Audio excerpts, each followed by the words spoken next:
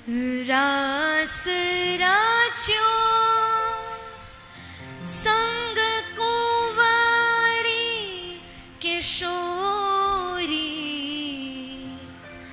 रास रच्यो संग कुंवारी किशोरी, रास रच्यो संग कुंवारी किशोरी। ऐसा अद्भुत वातावरण है। कैसा? बोले जैसे सब अनुकूल हो गया हो, रास के लिए व्यवस्थित हो गया हो। श्रीमद् भागवत जी में वर्णित है कि आज चंद्रमा का प्रकाश ऐसा लग रहा है जैसे किसी हम पार्टी में जाएं तो वो हेलोजन जलती है ना ऊपर, ठीक उसी भांति स्थिति क्या है। बढ़िया वातावरण है, पूर्ण चंद्र प्रकाश कर रहे हैं और अद्भुत मंडल बना है, अद्भुत बालू है, अद्भुत वृक्ष पे फल है, सब अनुकूल है। और तब ठाकुर जी ने अवसर जाना।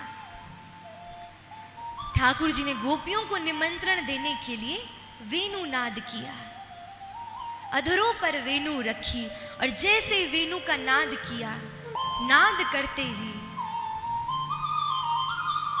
सबरी गोपियां अपने अपने कार्यों में व्यस्त थी। कोई गैया का दूध काढ़ रही थी, कोई भोजन पवा रही थी, कोई स्नान कर रही थी, कोई अपने बालक को दूध पवा रही थी। लेकिन जैसे वेणु की ध्वनि कान में गई, जो ठाकुर जी के वात्सल्य प्रेमी है उनको तो ऐसा लग रहा था जैसे ठाकुर जी वेणु बजा रहे हैं।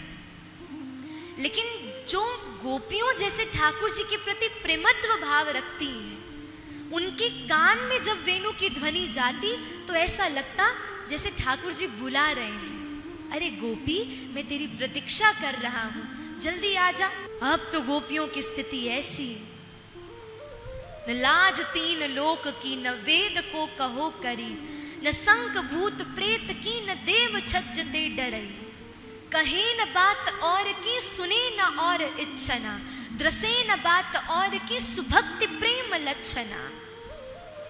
कब हुक हंसी उठे, रोवन फिर ला गई, कब हुक गद गद कंठ, सबद निकसे नहीं आ गई। कब हुक है मुख मौन, बहुत ऊंचे सुर गावई, और कब हुक अति उमंग, शांत जैसो रही जावई। चित्त बित्त हरि सो लगयो, सावधान कैसे रहे, ये प्रेम लक्षणा भक्ति है, शिष्य सुनो सुंदर कहे। श्री सुंदरदास जी कहते हैं भक्त कब कहलाता है? जब उसे लाज नहीं होती, उसे इस बात की लाज नहीं है कि मैं नाच रहा हूं, दो लोग मुझे देखेंगे, क्या कहेंगे, क्या विचार करेंगे, मैं हंस रहा हूं, मैं गा रहा हूं, क्या मेरी क्या स्थिति बनेगी। नहीं, भक्त को तो लाज आदि से निवृत्त है। गोपियों ने सब छोड़ दिया।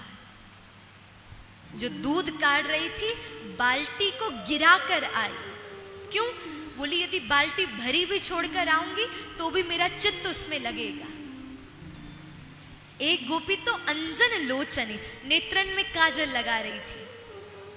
अब वेणु की ध्वनि बार बार आ रही है, बार बार सुन रही है, बार बार विचलित हो रही है। एक आंख में तो काजल लगा लिया, अब दूसरे में लगाने के लिए तो भैया ध्यान चाहिए। एकदम कंसंट्रेशन से व्यक्ति काजल लगाता है, पर बार बार वेणु की ध्वनि आए, बार बार ध्यान विचलित हो जाए। अब तो गोपी ऐसे ही भाग गई बाहर। दूसरी गोपी बोली अरे कैसी लग रही है, जाकर दूसरी आंख में काजल लगा कर आ, बड़ी विचित्र सी दिख रही है। गोपी भीतर गई। अब तो गोपी फिर प्रयास करे लगाने का, पर लगा ही नहीं पा रही।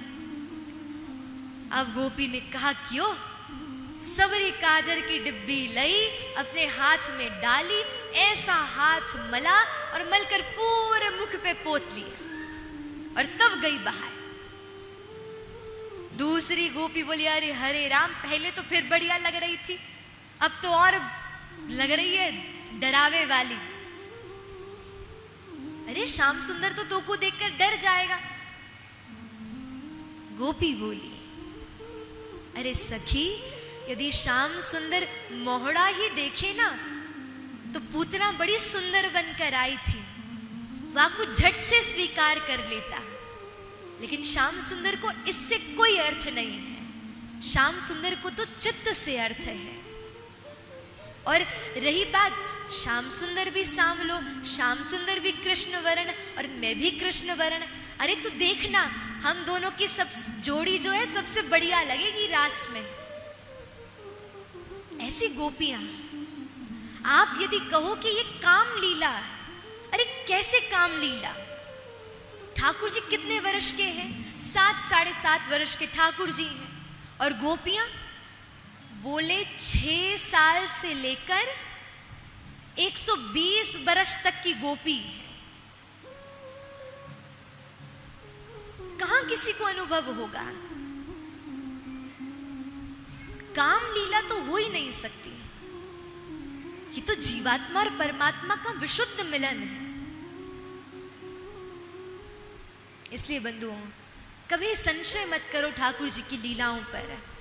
लोग अक्सर संशय करते हैं, कहते हैं ठाकुर जी ने इतने ब्याह किए, हम 2-3 कर ले तो कौन सी बड़ी बात? ठाकुर जी ने रास किया, हम रास कर ले तो कौन सी बड़ी बात? 6 दिन के थे ठाकुर जी, पूतना मारी, मार के दिखाओ। 21 किलोमीटर लंबे चौड़े ठाकुर जी ने गिरिराज जी धारण किए, तुम 5 किलो का पत्थर दोनों हाथों से उठाकर दिखाओ। कालिया नाग पे नृत्य किया, तुम कोबरा पकड़ के दिखाओ। कर सकते हो? नहीं कर सकते ना। कलयुगी मानव का स्वभाव है कि वो अपनी इच्छा से अपनी अपनी वस्तु चयन कर लेता है। गोपियां गई, ठाकुर जी ने सब गोपियों का स्वागत किया। स्वागतम वो महाभागा प्रियम किम करवानी व ब्रजस्यानामयम कश्चिद ब्रूतागमन कारण। गोपी, स्वागत है तुम्हारा। अब अच्छा, जब चीरहरण ठाकुर जी ने किया था ना, उस समय पर ठाकुर जी ने गोपियों को निमंत्रण दिया था कि शरद पूर्णिमा की रात्रि में तुम्हारे संग रास करूंगा। अब जब ठाकुर जी ने वेणु नाद किया, तब ठाकुर जी ने दूसरा निमंत्रण दे दिया। और अब जैसे गोपी पहुंची, अब ठाकुर जी बोले, अरे गोपियों, तुम्हारा स्वागत है, स्वागत है, पर अपने आने का कारण बताओ। गोपियां बोली, 2 बार आपने हमको निमंत्रण दिया, 2 बार बुलाया, और अब आप हमसे पूछ रहे हो कि हम क्यों आए? ठाकुर जी ने यहां गोपियों को पतिव्रता धर्म समझाया। आगे गोपियों ने ठाकुर जी को उत्तर दिया प्रणय गीत के रूप में। अद्भुत विषय है, बस इसको प्रणाम करें। और ठाकुर जी ने कुछ गोपियों की परीक्षा ली, और परीक्षा लेकर जब गोपियों को योग्य जाना, श्री किशोरी जी को बुलाया, तब ठाकुर जी ने समग्र गोपियों के संग रास किया। एवं भगवतः कृष्णाल लब्धमाना महात्मनः आत्मानं मे निरे स्त्रीणां माननीयो भिदिकं भुवि। सब गोपियों के साथ रास किया। रास तो कर लिया, पर सब गोपियों के चित्त में अभिमान आ गया। क्यों? क्योंकि ठाकुर जी सबके साथ बहुत सहज हो गए थे। कोई गोपी कहती, अरे अरे श्याम सुंदर, मेरे पाँव में बड़ा दर्द हो रहा है, तो ठाकुर जी सोई बैठकर वाके चरण दबाने लगते। कोई कहती, अरे श्याम सुंदर, वो को बड़ी प्यास लगी है, तो कोई ठाकुर जी भाग कर जाते, उसके लिए जल की व्यवस्था करते। तो गोपियों के चित्त में ऐसा मद आ गया जैसे वो त्रिभुवन सुंदरियां हैं। क्यों?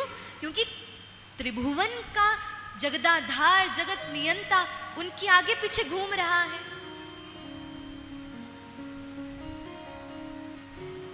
गोपियों को जैसे मान आया, ठाकुर जी को मान बिल्कुल प्रिय नहीं है। हमारी स्थिति सोचो, हमारे जीवन में यदि ठाकुर जी सहज क्यों नहीं होते, हमारे गोपाल जी ऐसे तो ऐसे ही क्यों बैठे हैं, कभी नीचे करके क्यों नहीं बैठते अपना हाथ। कभी ठाकुर जी दूध पी ले, हा, सोशल मीडिया खोलो, हर जगह ठाकुर जी दूध पी रहे हैं, ठाकुर जी दूध पी रहे हैं। अपनो लाला दूध पिएगा तो हम वीडियो बना बना कर डालेंगे, कभी नहीं डालेंगे। ठाकुर जी बोले भैया अभी तो मैंने दूध ही पिया, ऐसो हल्ला मचा दिया, नेक अपना हाथ नीचे कर लूंगा तो पूरी पृथ्वी को सिर पे उठा लेगा।